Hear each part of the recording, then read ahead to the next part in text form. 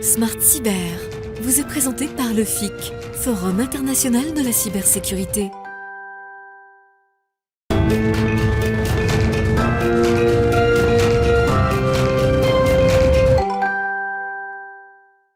C'est le grand top départ du FIC de Lille avec cette compétition, l'European Cyber Cup. Vous venez de la lancer, Bernard Hasbrouck, vous êtes le vice-président de la métropole européenne de Lille, en charge plus particulièrement de ces sujets d'innovation. Là, vous voyez potentiellement plein de jeunes à recruter, à faire travailler pour l'innovation au niveau de la métropole et pour la cybersécurité aussi. Oui, bien entendu. D'abord, avec l'I2C, s'ouvre finalement le Forum international de la cyber à Lille, donc, et effectivement c'est le lancement de cette compétition de hacking éthique.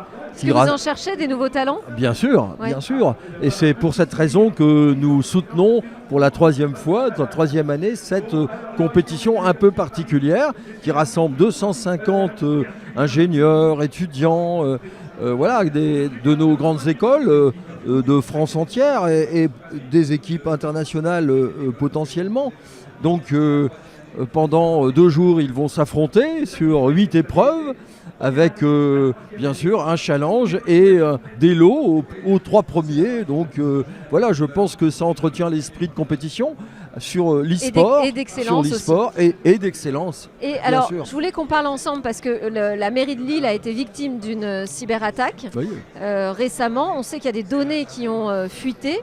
Comment est-ce que vous vous êtes organisé ? Comment est-ce que vous êtes venu en secours aussi ou en aide, en support à la mairie, vous au niveau de la métropole ? Oui, alors d'abord, je ne suis pas élu lillois, je suis élu de la Melle, mais bien évidemment, nous avons d'abord contre-attaqué par le traitement de la porosité potentielle des réseaux. C'est un enjeu effectivement de Parce filaire. que vous avez des agents de la mairie de Lille qui travaillent aussi avec la métropole. Bien entendu, par exemple, on a des banques de données sur le droit des sols, par exemple. Ouais. Donc on diffuse vers la ville de Lille énormément d'informations. Il n'y a pas eu de contagion de l'attaque ? Alors non. En revanche, pour la ville de Lille, c'est dommageable, évidemment, puisque le réseau est attaqué, il y a des pertes de données, il faut l'investiguer, trouver les intrusions. Donc c'est un peu le thème d'un jeu ici, le forensique.